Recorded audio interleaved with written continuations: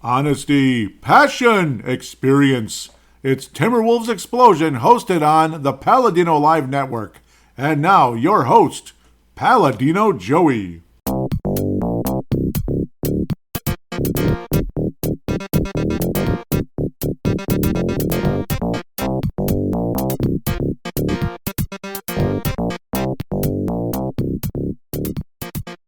Hello again, Timberwolves fans. Are you ready for the explosion of Timberwolves basketball? I am your host, Paladino Joey, or Joey Awijan. Timberwolves Explosion is available on all of your favorite podcasting apps. I thank each and every one of you once and always for downloading and listening to this show. It is an off-the-charts pleasure to be back on board with you once again today as the Minnesota Timberwolves are 2 games into the series versus the Denver Nuggets in the Western Conference semifinals. And, on the road, the Timberwolves have gone up 2-0 in the series.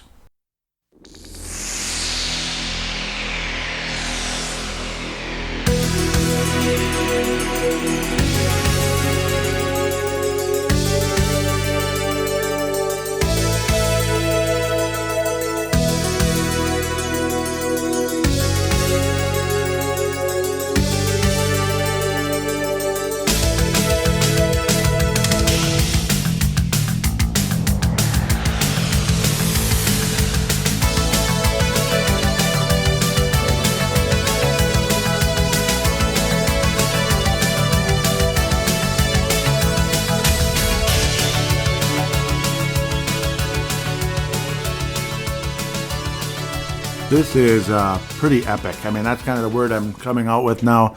Game 1 was something, was one thing. Game 2 was another. Now, fans, experts, commentators everywhere are saying the Timberwolves are to defense that the Golden State Warriors were to offense. That's kind of where it is. Like that dominant. Like we're the best. You know, we're the like as if we're the best team in the NBA basically at this point. Obviously, Boston is still looming out in the Eastern Conference. We still have to finish off Denver and possibly get past either OKC or Dallas, which is not going to be that easy. So the good news is this team seems focused. This team seems taking it one game at a time. I mean, there's a reason why that cliche is constantly shoved down our throats, because you have to take it one game at a time. Okay, we crushed them and we got past them in game 1. We survived a lot of runs, but we outplayed them. And then game 2, we annihilated them for the most part, except for a couple of little runs thrown in the fourth quarter, which was a little bit irritating, but luckily the Wolves continued to take care of business down the stretch with clutch shots and clutch defense and all that, and stifling defense, to say the least, to put the Nuggets way behind. But now game 3 is another animal. Got to go back and get back to work and keep it coming. And, man, it has been an unbelievable run, and it looks like it's going to be an unbelievable run. Insanely exciting. So basically Wolves-centric, and then a little bit of playoff conversation. Thus will be one segment, and then segment number 2, of course, will be fan interaction. It's just playoffs in general, as we're going to try our best to just really enjoy what's going on. It has been insanely magical, and, man, you just can't say enough about this franchise right now. Again, 2 games up on the Denver Nuggets, both on the road, and last night, players on Denver on the bench were hanging their heads as if the series was pretty much over. So that's an amazing sign for this team going forward. So hopefully this continues. Really, absolutely hope so. Game number 1. Another 40-point performance by Anthony Edwards. The final score was 106-99. Not a dominant win, but a win nonetheless. I mean, getting game 1 on the road, frustrating Jokic, frustrating Murray, who had a 4-point play in the game, which was irritating, but whatever. Frustrating Jokic and Murray and others, Porter and all the others on the Denver Nuggets. Timberwolves survive in a close, classic Timberwolves and Denver game, but then game 2 was unbelievable. And this was without Rudy Gobert, who was, witnessing the birth of his child, his son, but the talk is he was planning to play in the game. And then all of a sudden, it was like, nope, he's not. But it turned out it was weather, of all things, like 80-mile-an-hour winds in the Denver area. So it's like, it's not worth it. So I guess just stay in Minnesota. We'll see you We'll see you on Friday, and pray to God that this team shows up and gets ready to go. Is ready to go. And boy, did they ever show up, and we're ready to go when it came to game number 2 with a 106 80 win, 106-80, a 19-point difference from the first game. Insane. Absolutely nuts. So 106 seems to be the magic number at the moment for the Timberwolves. We'll see how that continues throughout the postseason. Game number 3 would be Friday. Well, is Friday, not would be. Is Friday, unless the derecho is taking place or something right at the exact time. But they might even still play the game with the derecho. We'll see. That's a massive land hurricane, basically. Well, it's a boomerang-shaped storm that's insanely bad. We'll leave that where it is. It's shaped like a boomerang because the wind is so strong. Yeah. Game number 4, Sunday, again in Target Center. Game number 5, Friday, 8:30, ESPN. Game number 3, that was Friday. I hope I didn't say 5. Game number 4, TNT, Sunday, 7 p.m. Game number 5, if necessary, which is funny to think about, is to be decided. That would be in Denver on TNT on Tuesday. And then game number 6, we hope that isn't necessary, in Target Center, ESPN, Thursday the 16th. And then game 7, which we pray to God isn't necessary. That would be terrible. Would be the following Sunday of May 19th. And that time is completely to be decided. And it doesn't even say what channel it would be on. So let's not think about game 7. Let's not even think about it. And, of course, like you hope Denver doesn't win 4 in a row either. But I don't think they will. I don't think they will. I think the Timberwolves are going to win this series. And they absolutely should win this series. There's no reason to believe the Timberwolves won't win this series. Game number 1, 106-99. Saturday, May the 4th be with you. And the 4th was with the Wolves in this one for the most part. There was a bit of a game of runs. Timberwolves started insanely strong, and then Denver came roaring back. Timberwolves were absolutely whooping on Denver real early. Just absolutely like shocking to a lot of people, I'm sure, who were, why is this being so non-responsive? I'm sorry. Okay, I see what's happening. I get it now. Yeah, 18-4, 18-6, and then it was like, oh, crap. Like before you know it, Denver was ahead, and it's like, here we go. Remember the Lakers were taking big leads on Denver, and Denver only led a few minutes. Didn't they lead only like 38 minutes throughout the entire 5-game series? Which is ridiculous. That's like not even a full game. And that's a 5-game difference. Yet they won in 5 games, which is crazy. Denver was, ahead for an extended period there. The Wolves apparently heard it from the coaching staff. Of course, again, Chris Finch kind of hanging out by the scorer's table. Like extended, but still coaching for the most part. Mike Honori's like the main coach at the moment, up on the feet, telling players where to go and directing players. But of course, Finch is the coach. He's the boss. He's like the boss, kind of in the big chair behind. I guess that's just how it works, and that's totally fine. So awesome. I mean, Chris Finch. I mean, why would he want to miss this for the world? Jaden McDaniels didn't score a single point in the game, but the defense was off the charts. Rudy Gobert, again, great defense, and Anthony Edwards, clutch and fierce and insane with a 43-point game, a close game.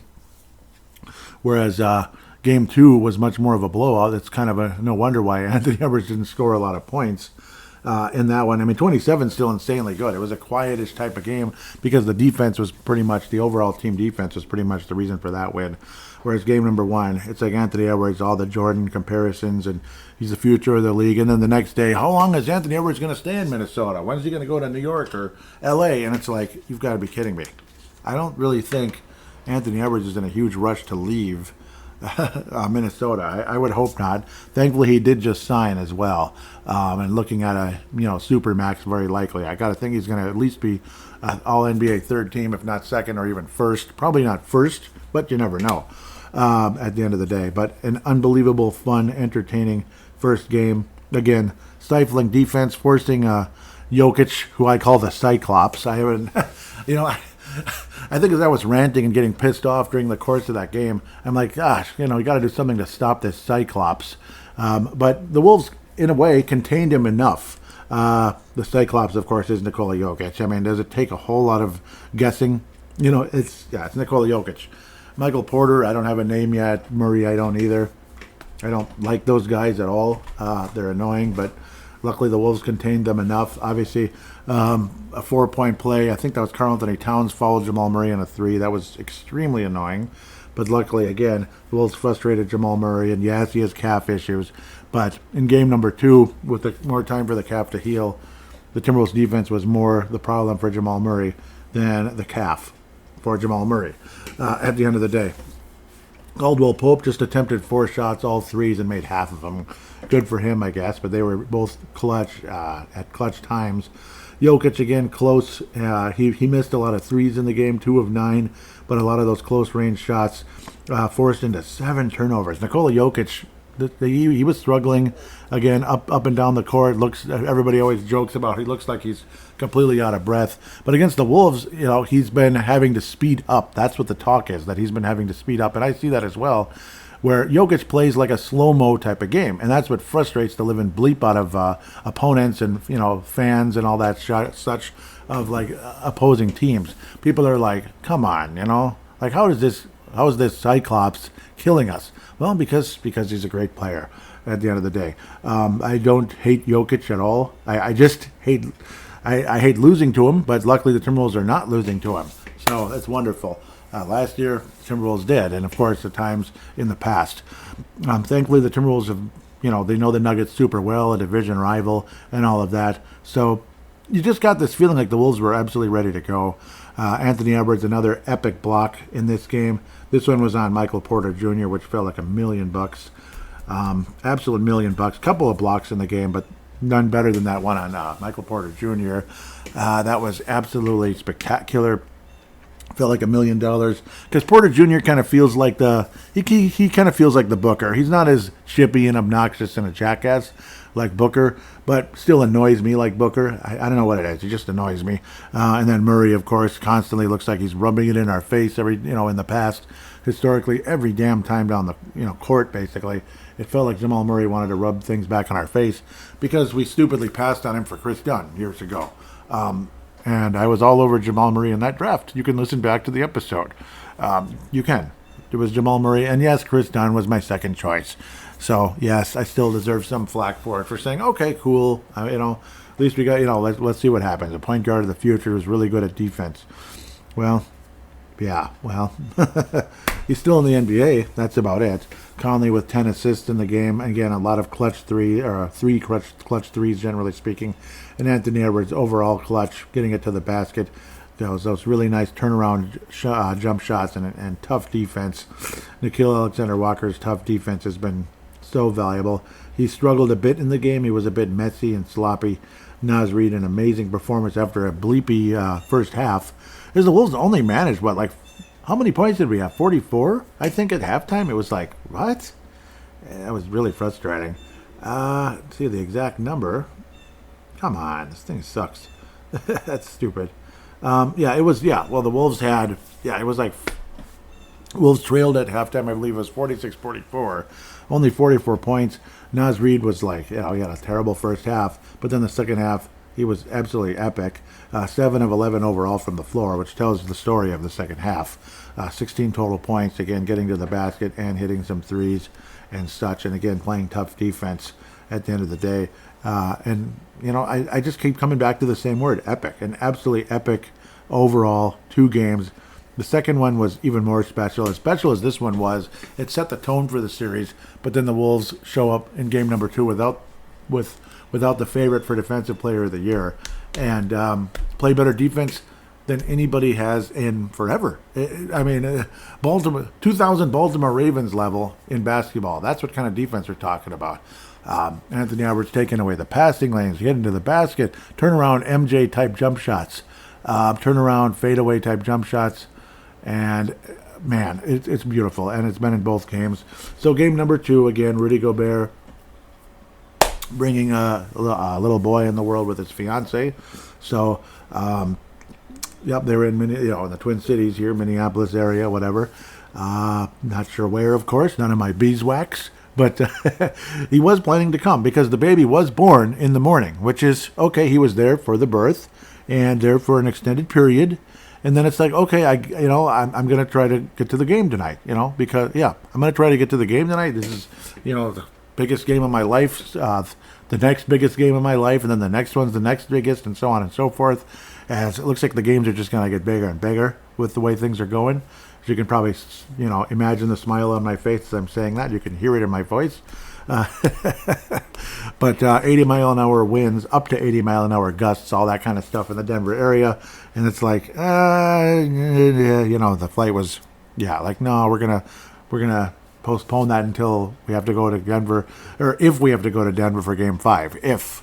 And that's the hope. Hopefully we don't have to. People have gone from Wolves in 6 to possibly Wolves in 4 in this one. So we'll see. Will it be a gentleman's sweep? I hope it doesn't have to be. Just take care of home court, and Timberwolves are on their way to the Western Conference Finals for the second time in franchise history. What do you think of that? 106-80. Again, I mean, just wow. What more can you say? Where's the... Oh, there it is.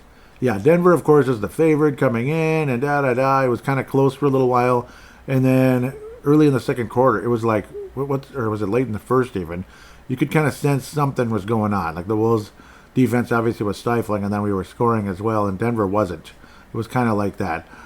31. Once it got to 31-20, it's like, oh my God, it's happening again. It's happening again. I can't believe it. 36-20, 42-22.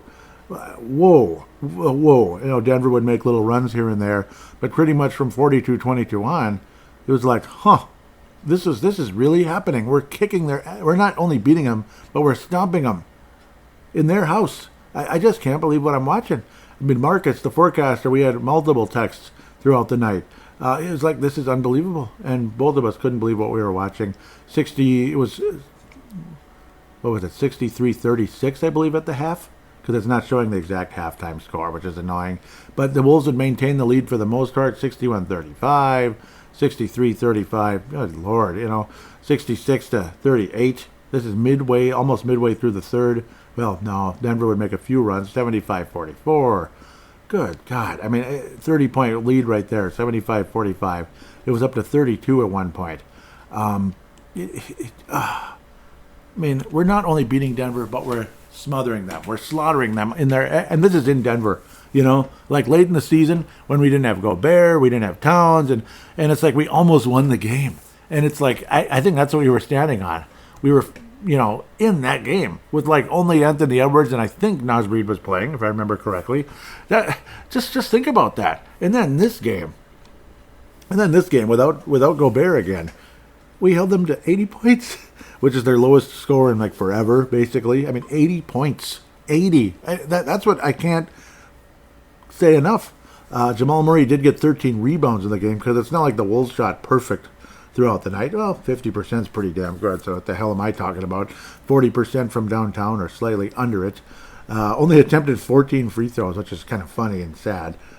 Only attempted 14 free throws. Not one bench player attempted a single free throw. The leading free throw attempter, okay, if that's a word, 7. Anthony Edwards, and he missed 3 of them. What the hell? And yet, still kicked their butts. Edwards only attempted 17 shots. Naz Reid didn't shoot well, but he had some huge moments. And the great defense and all of that. He didn't start in the game. Kyle Anderson did. So Kyle Anderson, yeah. Does Kyle Anderson deserve a ton of credit for his defense? Yes. Does Kyle Anderson's offense, outside of his passing skills, scare the living crap out of me? Yes. Yes, for the most part. If he puts the ball on the floor, I almost, like, my heart just sinks. Because it's like, that slow-mo style doesn't always work necessarily. At least, it doesn't always work, especially with this aggressive team trying to make a comeback in a game when they're down by, 20 or whatever, like approximately. He was a mess out there at times. I'm surprised. Like, statistically on paper, it looked like he had a freaking awesome game with the 8 points, 9 rebounds and all that. 1 block, 2 steals. Obviously, defensively, he was wonderful. And he, being able to move the ball and getting rebounds and all that. We appreciate every ounce of that. But when he puts the ball on the floor, he reminds me of Antoine Walker when he was with the Timberwolves. And it's like, no. Every time he puts the ball on the floor, he's going to freaking miss a layup or he's going to get the ball stripped. And it's like, come on, man. Stop it, please. Stop. But outside of that, again, great, unbelievable, stifling defense. Jaden McDaniels with 5 total points in 2 games. 5 total points in 2 games. He was in foul trouble up there, you-know-what, as well. So that's why he only had 26 minutes. He had 4 fouls, like, real early. So it's like, damn it, so much for this guy, But then, at the end of the day, though, when he was out there, him being Jaden McDaniels, he was freaking unbelievable defensively. Again, comparison to the NFL, this is the 2000 Baltimore Ravens. And what did the Baltimore Ravens do in 2000? They kicked the New York Giants butoxis in the Super Bowl. what was it, 31-0? So they basically did to the Giants what the Giants did to the Minnesota Vikings, because the Vikings couldn't handle a damn kickoff in that game. They were down 14-0 like 2 minutes into the game. Basically, the 2 minutes it took to kind of, I don't even know why it took 2 minutes, actually. I'm not even sure why it would even be. I don't even think it was 2 minutes into the game. 2 fumbled kickoffs. Oh, yeah, because maybe the Giants had to run a play, so the clock was ticking. That's why. It was, like, ridiculous. 14-0 before half of the, before, like, the Vikings could even, like, figure out what planet they were on in that game. It was stupid. But let's not think about the New York Giants. Let's not think about the 41 donut NFC title game. Let's think about the Timberwolves being the recipient of the win and not being the New York Giants, being the Baltimore bleeping Ravens, because the Giants, after killing the Vikings, got murdered by Baltimore. Let's be the Baltimore Ravens. Let's keep this up. And Anthony Edwards getting his first ring at 22. Notice I'm saying first ring, like hopefully several to come. But we're not going to do a LeBron James 5, 6, 7 or anything. We're not going to do that here. Let's get ring number 1 and go from there. And obviously, let's get past Denver first before we can even think about the Western Conference Finals. And then hopefully get past that and so on and so forth. But can this team win the NBA championship? Yes. Yes. This is not a Rube talking. This is an objective NBA commentator talking to you right now. A 14-year podcast host. No matter how weak you might think I am. I remember people were making fun of me. Like, what do you know about basketball? And I've hosted a show for 14 years or whatever, and they're making fun of me. And I was like, or it was 10 at the time. Weak. It's like, yeah, get the hell out of here. You're weak. What do you know and what have you done? You're just a Warriors fan. Oh, automatically you're better. That's so stupid, too. You're the weak one. Whoever that clown was years ago. I was like, whatever, man. So stupid. But I better get off of that. But at least Karl Anthony Towns started at center, 10 of 15. He's been wonderful. And, see, here's the thing. This is the difference maker for this team is maturity. 100% maturity. And, like, what's so dang important in this postseason? It's kind of like the Vegas Golden Knights last year when people like Matthew Tkachuk in the Stanley Cup Final. He'd been getting into people's, grill, or, whatever the word is. He'd been getting under people's skin the whole postseason, Matthew Tkachuk. And Tkachuk was trying to, he was banging into Mark Stone for no real reason. Mark Stone just acted like he wasn't even there. And that's kind of, and then the Vegas Golden Knights went on to kick their butts and win the Stanley Cup last year. Regardless if you like the Golden Knights or not. I like the Golden Knights, so sue me. The Timberwolves are approaching this postseason the same way. Okay, occasionally you're going to see the hands flare a little bit, but it's not that much. It's nothing like before, where we were just like, oh, Cat, calm the frick down. Anthony Edwards, you're worse than Cat now. Stop it. Stop!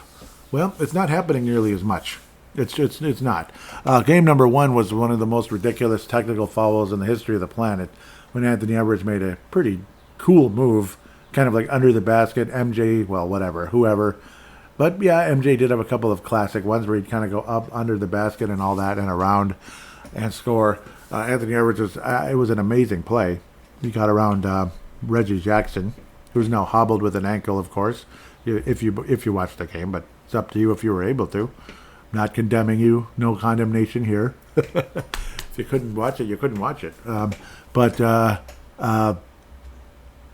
Anthony Edwards simply just kind of stared in his direction, basically, almost as if to say, yeah, like it was a good play, whatever. But it was just a stare. There was no real big thing about it. Maybe waiting to see if the ball is getting inbounded to Reggie Jackson because he happens to be the frickin' point guard and he was there, in the same spot where the ball guy receives the ball. A technical foul. You're taunting. Taunting, huh?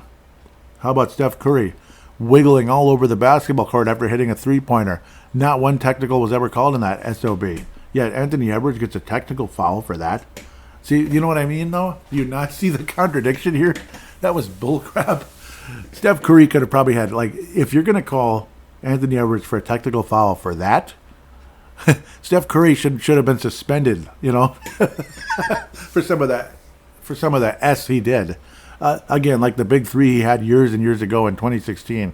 wiggling all over the court after hitting a big three-pointer against the OKC Thunder or whatever, just making a complete ass of himself. I mean, absolute ass of himself. And nobody called him out. It was the coolest thing ever. So, but Anthony Edwards gets called for a technical foul for pretty much staring at the guy where the ball's probably going to be inbounded to. I'm sure there was a reason Anthony Edwards stared at him like that, because he just made a big play on the guy. So what? I mean, Michael did that after making spectacular dunks at times and such. Whatever. Especially in his younger days. So, again, guys like Steph Curry, who was constantly rubbing stuff in people's face, never got teed up for that crap. It was stupid. And if he did, I don't know. It wasn't very often. Certainly not as often as it should have been. I mean, there's a reason why I didn't like Steph Curry, and that's what it was. He had no respect for anybody. He was a jackass. Still is a jackass. But he doesn't act like that as much. So, yeah. Anyhow, I'm off that rant now. Reggie Jackson, again, hobbled off the court. We'll see what happens with him. He was putting no pressure on the foot, hopping off the court into the locker room. So that's kind of how that goes, unfortunately. But again, the stifling defense forecaster. Let's see. I'll see if I can get to some of this now. See, usually getting to fan interaction, but Marcus isn't fan interaction. He's in a lot of ways, I'd love to say he's kind of still part of the show in a lot of ways. Because I'd like that, I mean, yeah, like just thoughts from Marcus throughout the game. Let's see if I can get this here. Where was it? Yeah. Oh, there's a lot of other things. What kind of opened things up was Naz Reid. Yep, and that's Marcus's favorite player. And I told you, Marcus gets credit on that one because he was they signed somebody pretty cool here. A McDonald's All-American who maybe he had temperament issues or something, kind of like Jaden McDaniels. Because once in a while his temper flares, him being Naz Reid. But yep, Marcus gets credit for this one, saying, yeah, that was a huge one. This could end up being a special player or a really good addition to this team. And he was right. Absolutely. I get some credit for saying, yes, Anthony Edwards, we got the number one pick. It should be him. And, yeah, it was. I didn't think he'd be this good, but you could see something there. So, at least I endorsed it at the time before the Timberwolves drafted Anthony Edwards. That should be the guy. Anyhow, he said, Naz Reid. I was saying, I can't even believe this. Are we the best team in the NBA? Are we the best team in the NBA? That was me asking Marcus. Marcus says, yes. My brain is too scared for this to sink in. That proposal comment was funny. Yep, the proposal comment. Yep. Yep, and Marcus was saying, but where are the texts on the Nuggets? Yeah, I mean, there should have been a lot, honestly. There should have been so many. And then Murray throws, a hot pack on the court, which could have rolled Towns' ankle to a point of, he could have been out forever. That's messed up, man. He threw a hot pack on the court.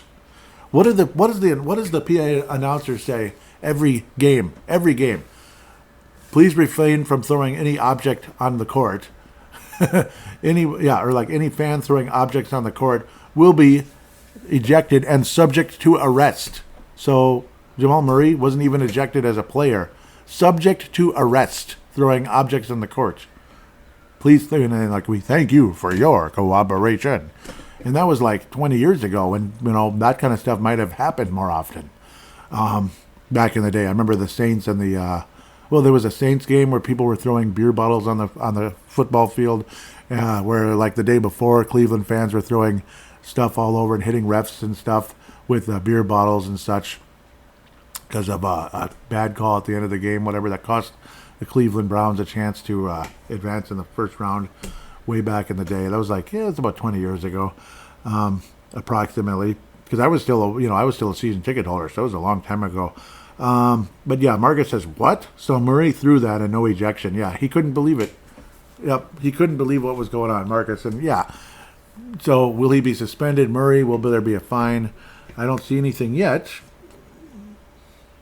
No, I don't. That's weird. There's going to be a fine for sure. I mean, Towns could have been injured really bad. And if that, bleep you, Jamal Murray. I know you're frustrated, but bleep you, Jamal Murray. Any fandom I may have had with him before is gone. But let me tell you, bleep Jamal Murray. Anyhow, Marcus says this is unbelievable. Yeah, it's we were heading into halftime. I was saying it really is. I'm almost hyperventilating. I'm just so happy and so on and so forth. Marcus says, how are we going to pay Nah? Yeah, that's a good question. Because it's like, I compared, I was talking with my friend Jacob at work.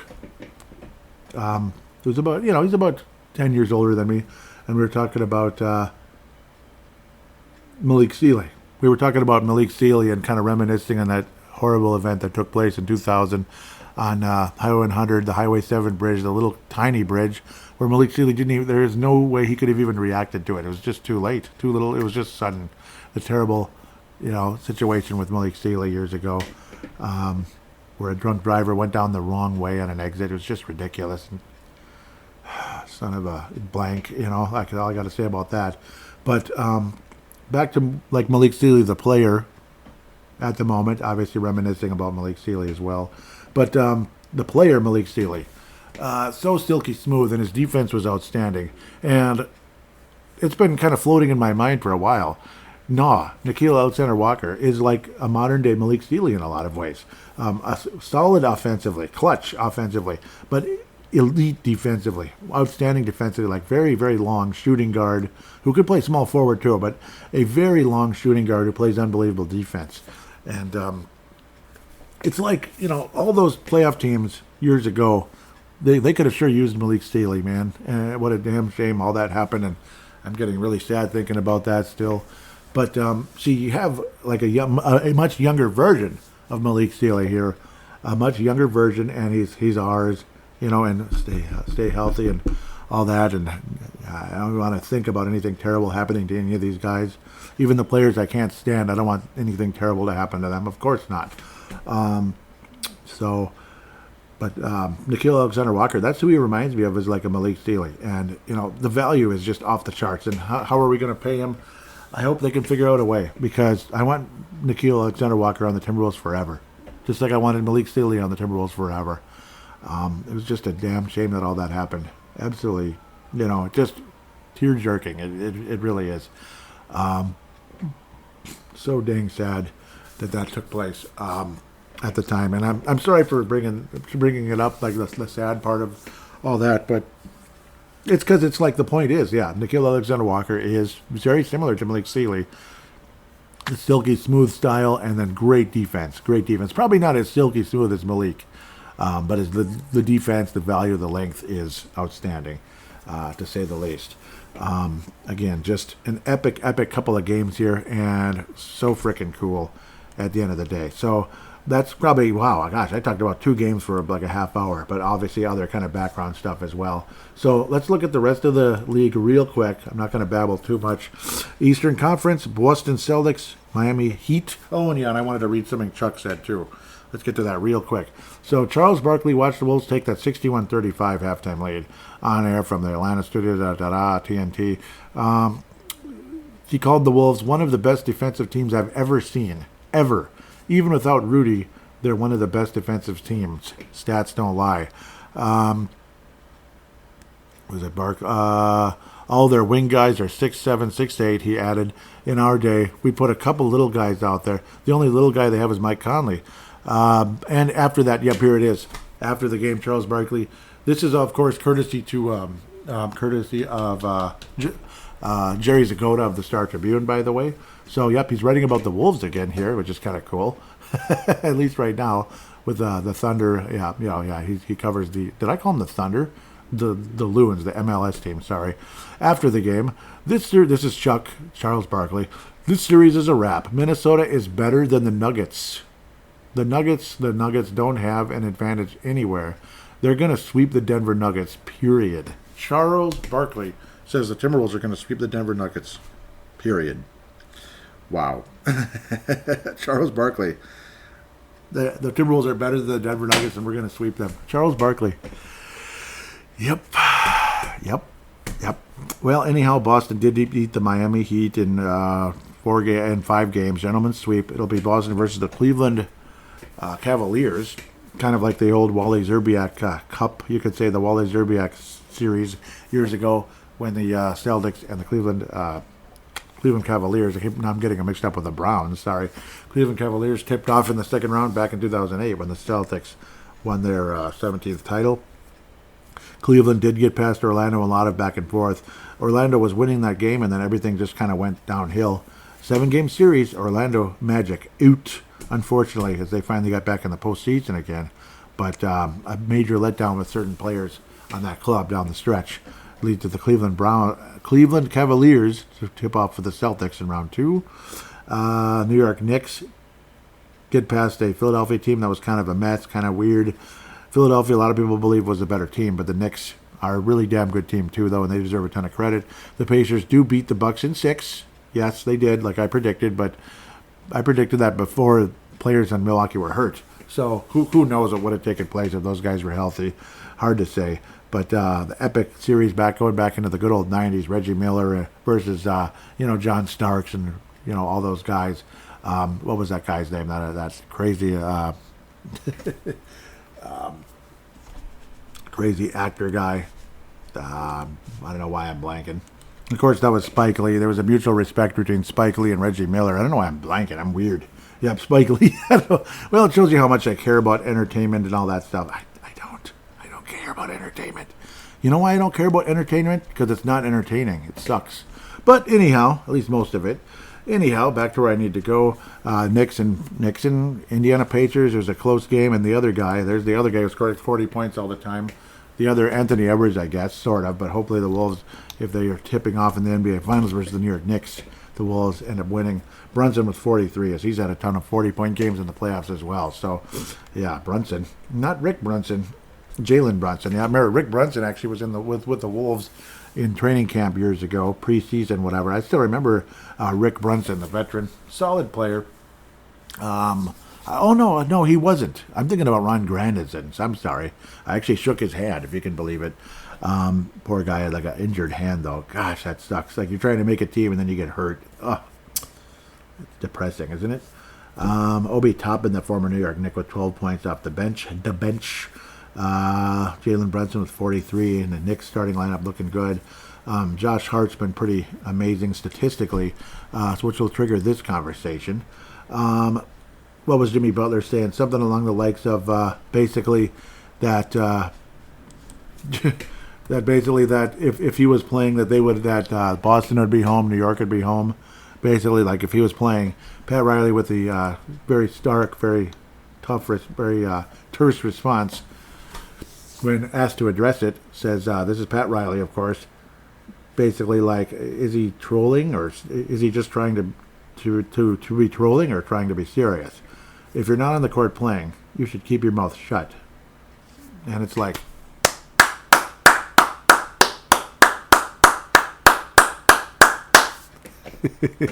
Pat Riley, yes. I agree with Pat Riley 1,000,000%. Like, if I was playing, they'd be done. The Celtics would be done. The Knicks would be out.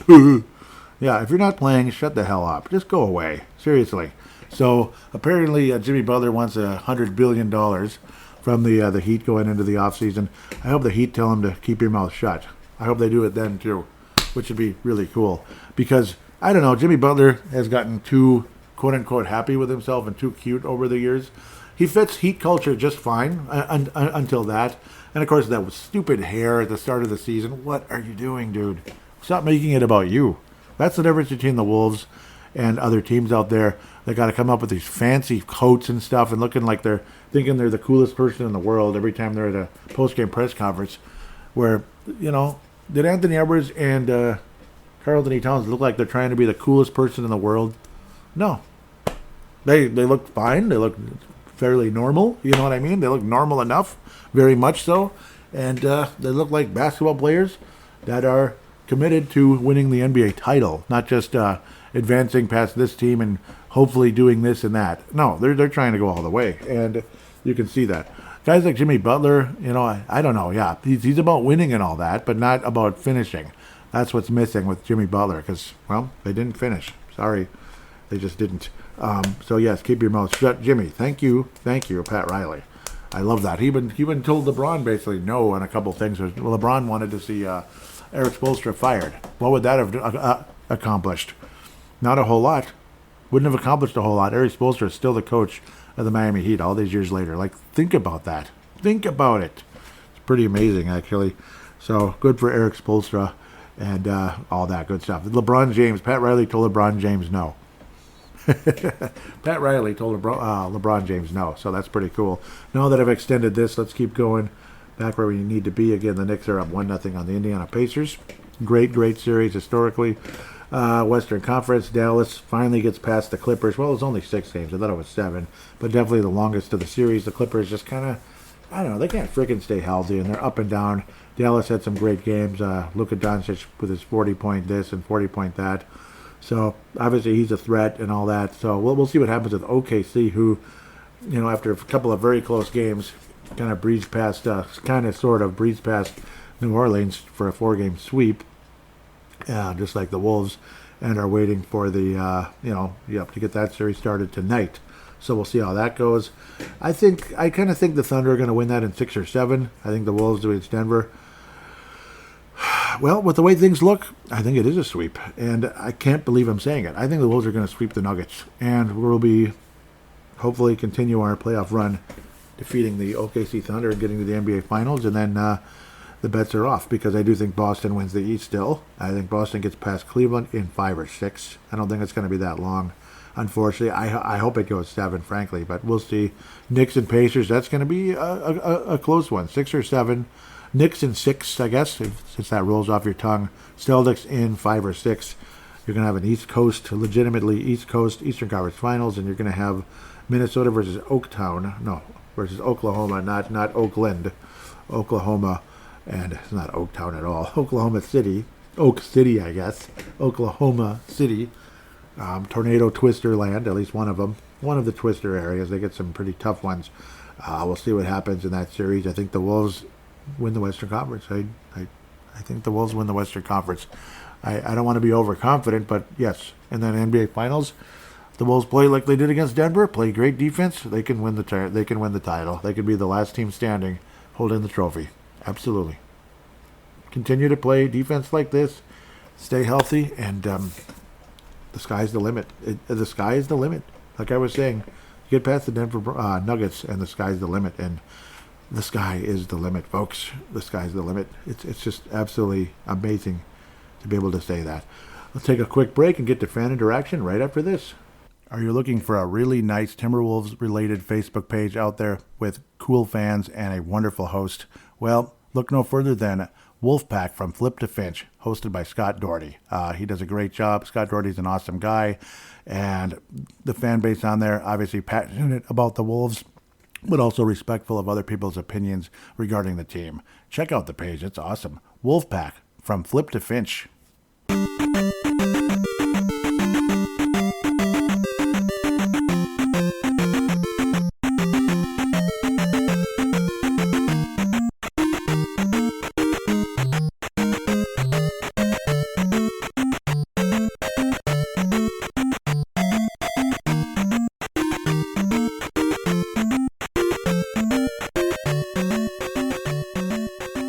And we are back here on Timberwolves Explosion fan interaction segment. I was commenting to Vince Germano behind the scenes about how, I think I lost some followers. I don't know if it's because I was saying Anthony Edwards will surpass Garnett, but it felt like it. I mean, it was like 10 followers. I was like, what the heck? But then suddenly the number went back up and it didn't show any new followers. So I don't know what's up with Twitter. It's weird. Twitter, X, whatever it is. Like, weird stuff happens on there. It's very strange. And why is this showing something else? Okay. Now it's... Okay, it's not even showing the correct... I'm not even on the right Twitter account. Well, that helps. And it's not responding to me. What a piece of cockadookie. Ay. Sometimes this thing could drive somebody absolutely up the wall. Just let me click on it, please. This makes no sense. It makes no sense, mate. Okay, I see what I did. For some reason, I looked up a different account. I don't know why that is. So some of them are back. Now I guess it's 6 followers missing from before. Or no, 5. Weird. I have no idea why. And I guess it doesn't really matter. Maybe you don't want to hear me rambling on and on about nonsense. Yeah. So where are we coming from the last show? Yeah, Vince was saying bleep them. How was he saying it? About the people that might actually be pissed. He said bleep the haters, keep your podcast authentic, and keep telling it how it is. And Thank you so much. Thank you so much. And yes, that's what I'd like to believe I'm doing. That I'm not up here just giving out hot takes. I really believe what I'm saying. Kind of like Kendrick Perkins in a lot of ways. Vince likes the Nuggets, especially Joker, but I have a lot of love for the Wolves. You gave all the pieces, yep, to win the series. Yep. I've noticed a lot of Denver Nuggets fans on Twitter since they won the chip. Yep. Fans, quote unquote. Yeah, because it's just like the Warriors. It's stupid. It's like people I followed for years who never ever heard them say one thing about the Nuggets were talking bleep. Yeah, it's stupid, isn't it?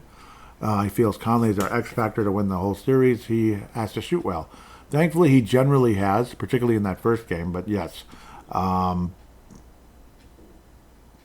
yeah, absolutely cool. I was saying, yep, Vince was happy for me after that first win, and it really was amazing.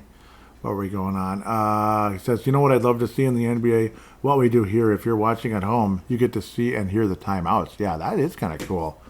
It would be really cool. Yep, and he says, so pleased for your brother. And yep, that's when, yep, what an amazing second game.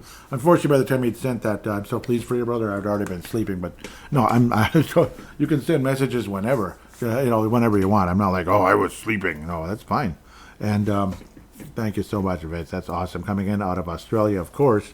He sent a funny clip from YouTube where, what was it? Have a good one, you mad cunts or something. He's like, no, he's an Aussie. Oh, my God. It was funny. I like that. Retweets. Tanae and Levi retweeted the most recent episode. I'm guessing Vince did, but it's not showing it. That's kind of weird. And if he didn't, it's okay. When Vince was saying, I'm guessing he was responding to something. Yeah, I was saying, the Nuggets it is. Well, if we're going to win a championship, we'll have to dethrone the current champions to get there. I don't know if I read this on the last episode. Yeah, I'll read it anyway. Tanae was saying, it'll be an extremely tough series. Watching the Lakers series, it seemed like the Lakers would figure it out, but the Joker would just overcome it. They're fine playing from behind also. It's just a scary team to come up against in the second round. I was saying, yep, it is going to be scary. Vince was saying, well, thankfully your GM isn't a moron and has blessed your team with size. Yep, absolutely. That's Vince Germano at VinRock44. Okay, yep. Vince was saying, Wolves match up well versus the Nuggets. Going to be a great series. Tanae was saying a 3.5K return to Minneapolis from Perth. I almost just booked tickets. Vince was saying, whoa, that's a lot. Yep, that must be the tickets there. Yep. Vince says, I'm tempted to join you. We can stay at Joey's. That'd be cool. Tanae was saying he's got a heap of beers for us to try too, so that works well. That's actually accurate. Yeah. Yep. Yep. Because it's like, I'm a connoisseur. I kind of go all over the place. Yep. I'm sorry. Oh, because this was like, it must have been an overnight, and I'm just kind of, yeah, this was overnight. But that's fine, because it's the other side of the world. You know why it's the other side of the world? Because the earth is round. Yep. I am not a flat earther. No. Yep, the earth is round. Yes. Okay. What was I saying? Our Timberwolves fans ready to admit Anthony Edwards just might surpass Garnett. And I put the sunglass thing. Look, yeah, because that was after the 40-point performance in Game 1. Wolves Nation tweeted out many times. Oh, no, it was somebody else. Wolves Nation liked my repost. NBA University. Anthony Edwards is 22. Anthony Edwards is 22 years old. Anthony Edwards is 22 years old. Yeah. Yeah, because you just can't believe what we're seeing here. Tanae Brown says, I don't even know what to say. To blow out the Nuggets like that in Game 2 is surreal. The Wolves in 4chan breaking out on their court. Never expected to see the series start like this. Still need to win 2 more, though, and I expect Denver to bounce back strong on Friday. That's what I'm afraid of. Yeah, please win Game 3, excuse me. Vince says, Wolves look hungry and connected, playing for each other. One of the only front offices who realized the road went through Denver. Yep. And you need size. Yep, exactly. And ultimately, you have to beat the OKC and the Celtics as well, I hope. And I tweeted out, the last time the defending champion lost the first 2 games at home in the Western Conference semifinals was the Dallas Mavericks over the Lakers in 2011. So the Lakers, I probably worded that real backwards. But see, the Lakers lost the 2 games to Dallas in 2011. Who won the title that year? Dallas Mavericks. So Mavericks won those 2 games in LA to open up that series. So I was saying thoughts of the incredible 2 games, so on and so forth. So epic, it's really happening. Benzo out of the Bronx. There he is. Awesome. I'm on cloud 9. I love defense, and that was a clinic. Nobody on Denver could get more than 5 comfortable dribbles before the Wolves come. That defensive performance without the defensive player of the year should be studied. I love this team, man. Yep. I love them too, Benzo. It's so awesome, isn't it?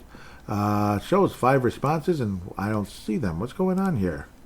Show the responses, dang it. Offensive? What's offensive? Gwyneth Paltrow, what the heck? What's going on here? What's going on? I don't understand. That can't be what Benzo said. No, it's not Benzo, but I mean that can't be people responding to him. I'm sorry. Sorry, no, Benzo didn't say that. Random Hoops replying, this would be Reese Pedretti out of Brisbane, Australia. At T-Wolves, Vinrock, and 5 others. He was saying, yep, it was Michael Jordan holding the trophy after 91, just like hopefully Anthony Edwards after 91. Yes, I hope so. Just like hopefully Anthony Edwards this year, not at 91. Anthony Edwards was minus, 9 years, I believe? Man, yeah, I wish something. Sorry, seeing something on TV as well that I also wish. But I'll leave that alone. Leave that quite alone at the moment. Vince says, Wolves look... Okay, that's the response, I guess. Yep, my apologies. Reese Pedretti says, everyone I speak to wants Wolves to win. Wants the Wolves to win the title. Yep, because he's showing the trophy. Freaking awesome. Levi Brown out of New Zealand. Incredible is right. Missed the first half of Game 2 and was stunned to see the score when I started watching. Great to see the Wolves never let them back in the game. Yep, at least for the most part, no. A couple of little runs here and there, and I was getting a little agitated, but thankfully it was all for naught at the end of the day, and that was wonderful, absolutely wonderful. You just can't say enough and I just feel amazing, and I'm on cloud 9 as well. Truly, great to hear from Reese Pedretti. That was awesome. Yep. Sometimes he's been busy with some things. He's got some stuff going on. So absolutely 1,000,000% wishing Pumba, as that's his nickname, Pumpa, Reese Pedretti out of Brisbane, the 1,000% best. 1,000% best. Yep. With some, obviously just busy guy, got a lot going on. So, sorry. Just really, really nice to hear, though, that a lot of people over there want the Wolves to win, and that's really cool to hear about that. It's just an amazing feeling. I'm kind of at a loss for words, even though I shouldn't be if I'm doing a podcast, but I don't know. I can't believe what's going on. It's like so beautiful, and you don't want it to end. We really don't. And the only way I want it to end is like that, holding the trophy, like the Michael Jordan in the locker room holding the trophy. And pray to God that does happen at the end of the day. With that said, I think I've said enough now, and like I may have put in earlier, to check out the Wolfpack from Flip to Finch, great Facebook page, of course. Scott Doherty, awesome guy, absolutely. Please do like this, like if you're listening to this podcast on YouTube, smash the like button, as people like to say. Obviously, if it's Apple Podcast, Spotify, 5-star rating, really would appreciate it. Oh, yes, there was one other person, and I didn't talk about this. I knew I was like, that's why I maybe sound a little hesitant here before closing out the show. I'm not sure how long he's been following and listening to Timberwolves Explosion. Here he is, Juan Carlos. Great to meet you, by the way. He was pointing out that Anthony Edwards celebration that I was, complaining about on the last show. And again, I apologize, but I was complaining about the celebration. Show me the damn comment. Come on, stupid thing. He was saying, love your podcast, but Ant was not being rude or inappropriate. See, I thought it was something else. You will just leave that where it is. He was doing the DX move. It's a celebration of rebellion. So it looks like more of a, like a wrestling type of celebration. Celebration of rebellion, like against maybe the Phoenix Suns, thinking they're so great, and possibly the Celtics and such. I was saying, I understand. At the end of the day, I don't understand 99% of celebrations. I can't watch wrestling, so that's probably why. I was saying it does mean a lot that you love the show, and Ant has definitely become my favorite player in the entire NBA. The past few games are beyond exciting for not only the present but long-term future of the Wolves, and that was before Game 2. I believe we were commenting in chat. Yeah, there he is. I was also saying, yep, I guess I'm just not read up on celebrations. I don't really watch wrestling. I see Ant as the future of the NBA. I'm glad you like the show. Thank you for reaching out to me, and really nice to meet you. Don't be afraid to stay in touch. Juan Carlos says, it's cool. I love your podcast. I just don't want you to think the celebration was something other than it was, and I'm sorry. So my apologies for that. And nice to meet you, Juan. Stay in touch if you can. That'd be great. Nice to meet new people. I think that's wonderful, because I've been kind of asking for that for a while now. If you're like a fan of the, your Timberwolves fan, you listen to the show and you've been listening for a while, I'd love to, I'd love to meet you. It'd be great. Just hit me up, at TWolvesEX, Facebook.com/Timberwolves Explosion. And then there's also the Instagram account, which oftentimes I forget the exact, I believe it's under Timberwolves_Explosion, if I remember correctly. Sometimes I get it mixed up because some I can get Timberwolves_Explosion on Instagram. I don't think there was any replies, just mostly likes, and I really appreciate the likes too, because that can help the show grow as well. So thanks again so much, all of you. All of this information will be in the show description. Don't be afraid to call in sometime, a audio submission as we call it. All you got to do is record your voice on your smart device. Just free voice recording apps out there. Once you stop, you can share it / email it to paladinolive@yahoo.com, paladinolive@yahoo.com, and then I will then convert the file into an MP3 thanks to cloudconvert.com. Wonderful page. Convert into MP3, and then you'll be on Fan Interaction. With that said, thank you again for listening, and my goodness, can't wait for Friday. Go Timberwolves, keep this up.